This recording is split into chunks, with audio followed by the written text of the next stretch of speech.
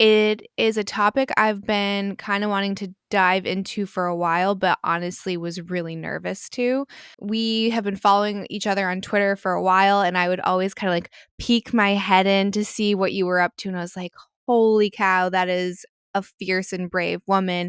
And I just felt like I wasn't ready. And then with recent current events, I was like, we kind of have to get into this topic. We get into a lot of other important ones, and I've never shied away. So I didn't want to shy away from this one because it made me nervous. I kind of feel like that's why we need to have the conversation, and we have to ask, is there so much fear surrounding the topic around Islam and hijabs and women's autonomy? So I guess I know you've gotten into your story on a lot of podcasts, but my listeners might not be familiar. So if you're comfortable, I'd love to kind of get into your story and then kind of track to where we are today. Okay, great.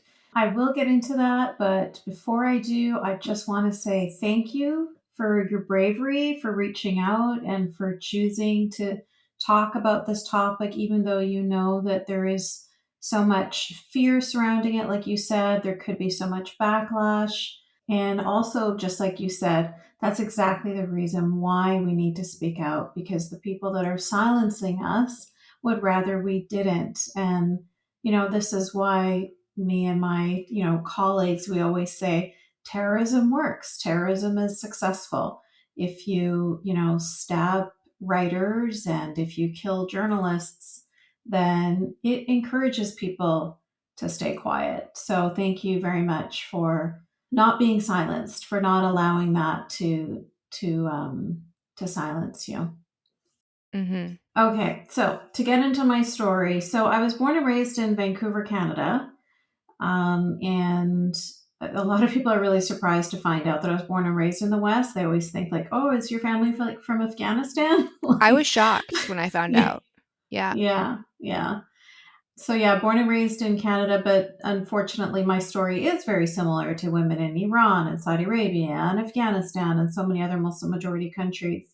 You know, when I was young, I had a relatively normal childhood because my mom wasn't a fundamentalist Muslim. She was raised just, she's born and raised in Egypt.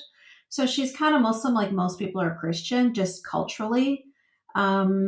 If you saw her wedding pictures, she literally looked like a Bond girl. She had the big, huge beehive. She had a mini dress for a wedding dress. She had, like, the big lashes. The whole 60s vibe was going on. And her and my dad moved to San Francisco during the whole peace love, hippie era. And then, it put a strain on their relationship. And they ended up, well, my mom wanted to move to Canada so they could have like a quieter life. And they moved to Canada and the relationship fell apart at that point. And so my mom was in Canada with three kids, all alone. And she went looking for support, looking for community, looking for friendship. And not because she was religious, but just because she's Egyptian and she's just looking for Arabic speaking people. She went to the mosque. And unfortunately, at the mosque, that's where she found this man who was religious. He was already married, already had three kids. His first wife was actually a convert to Islam, a Canadian woman who'd converted. And he took my mom on as his second wife. Now, that doesn't mean he divorced his first wife, that, in Islam, a man can have up to four wives. So my mom was his second wife. And there's a clear hierarchy between first wife and second wife. So, first wife and first kids lived upstairs. We lived downstairs in the unfinished basement. And as soon as he entered our lives, it was like everything changed. Everything was forbidden. I was no longer allowed to have non Muslim friends. Like up until then, my best friends were Chelsea and Lindsay, and I used to play Barbies with them all the time. Imagine telling like a 5, 6-year-old girl, you can't play Barbies with your best friends anymore. Like devastating. Can't Mhm. have birthdays, can't ride a bike, can't go swimming, can't like everything. Everything was forbidden. Mhm. Music is haram. Music is forbidden. So all of those things were now forbidden, and all we were forced to do, all we could do was memorize the Quran and make sure we prayed 5 times a day.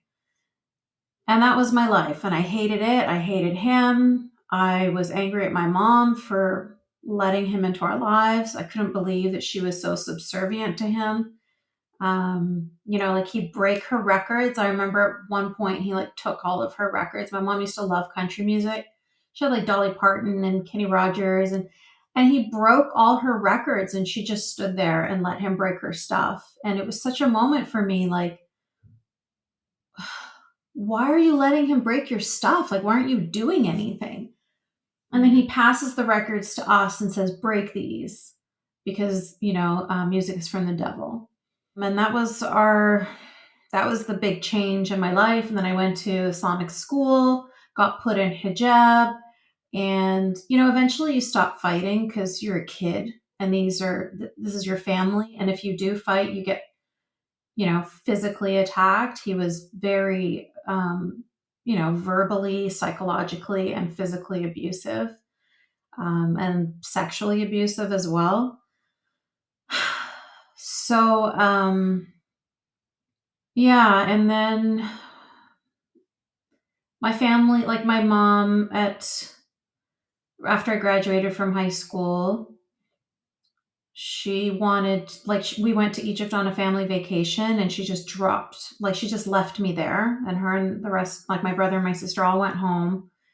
And when I talked to her on the phone after, like, why am I here? Why did you leave me? And she's like, well, because if you're in a Muslim country and you're surrounded by Muslims, then you'll basically stop resisting. Like, she wanted me to stop having non-Muslim friends.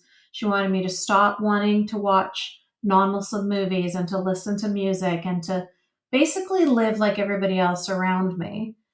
She wanted me to stop resisting. She wanted me to just submit, which is the definition of the word Islam, submission. And when I was in Egypt, they tried to get me married off to my second cousin, and I was able to maneuver my way out of that and get back to Canada, where she had chosen for me another man who she said, quote unquote, was strong enough to control me. And so she Whoa. chose a terrorist, a member of Al Qaeda. And, it was the marriage, as you would imagine, right? Like all the abuses from my childhood just continued, just with a different man. My mom standing, letting it happen the same way she did when I was a kid. There was really, it was just a continuation. And then I had a daughter with him, and that's what made me find the strength to get away from him to protect my daughter. I didn't want her to live the same life that I had just lived. And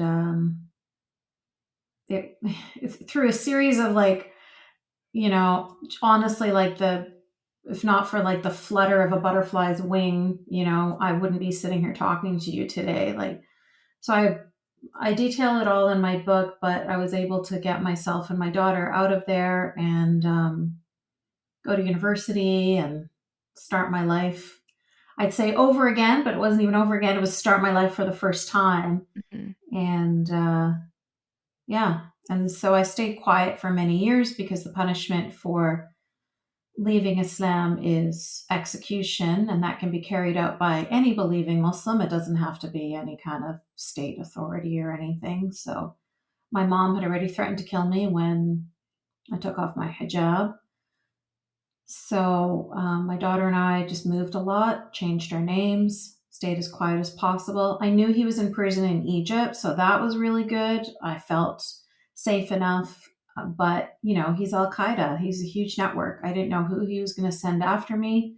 So we still had to be careful. Yeah. And then I finally, after about 15 years of leaving the religion, I finally decided to start writing my book, essentially because I saw that, like you mentioned at the beginning here, whenever anybody tries to talk about the truth, the reality, there's these accusations of Islamophobia, racism, xenophobia, blah, blah, blah. Like, nobody wants to have the conversation that needs to be had. Like, women are being covered in body bags in Afghanistan. They're not being allowed to go to school.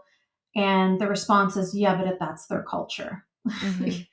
Absolutely insane. And so, whenever anybody tried to speak up, I'd be hearing things like, oh, you're just a white American man. What do you know? Straight white male, this and that. And so I thought, well, here I am, brown skinned Arab woman, and I'm going to say the same thing and make it harder for people to scream me down. They still do, I was but going to ask, do you feel like you get dismissed as often? So I've listened to your podcast with Sam Harris, and one of the things that I think is amazing about him is he doesn't let people tell him what conversations he can and can't have just because of who he is and his immutable characteristics. He's like, yes, I'm a straight white man, but I'm still allowed to be educated in these topics and have, very well-rounded opinions. And I'm just curious, they don't have that weapon to knock you down, like you said, like you're brown, you came from the religion. What when they have this discourse with you, what is their rebuttal? Because they can't really straw man you like they can someone like me or someone like Sam Harris. they still find ways. Like, they'll say, you're an Uncle Tom, you're a native informant. Like, they tell on themselves, really, because they show their own bigotry, their own racism when they talk to me that way. I've actually been never in my life have I been called a sand N word by somebody from the conservative right, or like the supposed where the racists are. Mhm. Um, but I've been called that from the left many times. Mm. So it's really interesting to see, know, those that are keep on calling, screaming out the word racism and, trying to convince us all that they're anti-racists, when in Mhm. actuality, they're the ones who've been most viciously racist. They currently are the ones that are being most viciously racist. You can see that with any human being that speaks up who doesn't agree with what their ethnic group is supposed to agree with. Like, they Mhm. don't see us as individuals. We're not allowed to be individuals. They're allowed to be individuals, but we're not allowed to be individuals. We have to be part of whatever group, you know what I mean? Like a group of animals in a zoo or something. And here in this cage, you see Arabs, and this is Arab women. They cover themselves in hijab, and they are blah blah blah. It's like, we're not little characters.